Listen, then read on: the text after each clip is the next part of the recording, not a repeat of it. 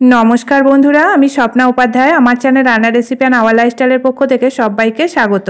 आज आमी आपनादेर संगे शेयर करब एक दुर्दान्त स्वादेर निरामिष रेसिपि मुग पालং। और एटा आमी किभाबे खूबई दुर्दान्त करे बानाबो सेटाई आज आमी आपनादेर संगे शेयर करब।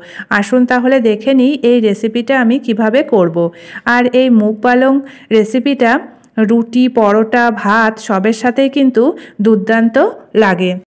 पालং शाकेर এই রেসিপিটা আমি কিভাবে হাতে মেখে বানাবো সেটাই আজ আমি আপনাদের দেখাবো। এখানে নিয়ে নিয়েছি বেশ খানিকটা পরিমাণ পালং শাক আর পালং শাকটাকে ভালো করে বেছে নিয়েছি। এবার পালং শাকটাকে 2 থেকে 3 বার জল পাল্টে পাল্টে ধুয়ে নিতে হবে। পালং শাকটাকে ভালো করে জল পাল্টে ধুয়ে আর ভালো করে কুচো করে কেটেও নিয়েছি। এবার লবণ হলুদ দিয়ে পালং শাকটাকে এভাবে করে মেখে নিতে হবে, তাতে করে পালং শাকটা অনেকটা নরমও হয়ে যাবে আর রান্না করতেও খুবই সুবিধা হবে আর তরকারিটাও খেতে দুর্দান্ত হয়। এর মধ্যে যে জলটা থাকে সেই জলটাকে এভাবে করে বের করে ফেলে দিতে হবে। সর্ষের তেলটা হাই হিটে গরম করে নিয়েছি, দিয়ে দিলাম কালো জিরে আর চেরা কাঁচা পাকা লঙ্কা। এবার এর মধ্যে দিয়ে দিচ্ছি জল চেপে চেপে ফেলে দিয়ে পালং শাকটা। পালং শাকের জলটা যদি এভাবে ফেলে দিয়ে রান্না করা হয় তাহলে পালং শাকটা বেশ ঝরঝরে হয়। পালং শাক রান্না করার সময় যে জল বেরোয় তাতে সেই জল শুকোতে শুকোতেই পালং শাকটা অতিরিক্ত গলে যায় আর খেতেও ভালো লাগে না।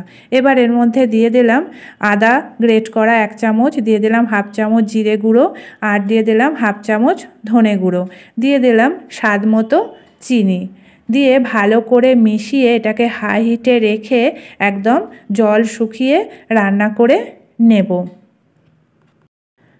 পালং শাকটা একদম জল শুকনো হয়ে গেছে আর এটা 2 থেকে 3 মিনিট রান্না করে নিয়েছি, তাতে করে পালং শাকটা শুকনো শুকনো হয়েছে। এবার এটাকে নামিয়ে রেখে দেব। এখানে সবজি হিসাবে নিয়ে নিয়েছি মূলো কিছুটা পরিমাণ খোসা ছাড়িয়ে কেটে নিয়েছি, আলু টুকরো করে কেটে, বেগুন নিয়েছি কয়েক টুকরো, নিয়েছি শিম বেশ কিছুটা আর নিয়েছি কুমড়ো টুকরো করে কেটে। কড়াইয়ে সর্ষের তেল গরম হয়ে গেছে। এবার এর মধ্যে দিয়ে দিলাম ফোড়নের জন্য তেজপাতা কুচো করে আর দিয়ে দিলাম একটা শুকনো লঙ্কা আর 5 ফোড়ন সামান্য পরিমাণে আর দিলাম গোটা জিরে সামান্য। ফোড়নটা ভেজে নিয়েছি। এবার সব সবজিগুলো একে একে দিয়ে এটাকে ভালো করে ভেজে নিতে হবে মিডিয়াম ফ্লেমে রেখে, যাতে করে ভাজাও হয়ে যায় আবার সিদ্ধও হয়ে যায়। দিয়ে দিলাম লবণ আর হলুদ হাফ চামচ করে। লবণ হলুদ দিয়ে সবজিটাকে ভালো করে মিশিয়ে বেশ কিছুক্ষণ রান্না করে নেব একটা ঢাকা দিয়ে। এখানে নিয়ে নিয়েছি 50 গ্রাম মুগের ডাল, ভালো করে 2-3 বার ধুয়ে নিয়ে আধ ঘন্টার জন্য ভিজিয়ে রেখেছিলাম। এটাকে এবার জল ঝরিয়ে নিয়েছি। এবার দেখে নেব সবজিগুলো ভালোভাবে সিদ্ধ আর ভাজা হয়েছে কিনা।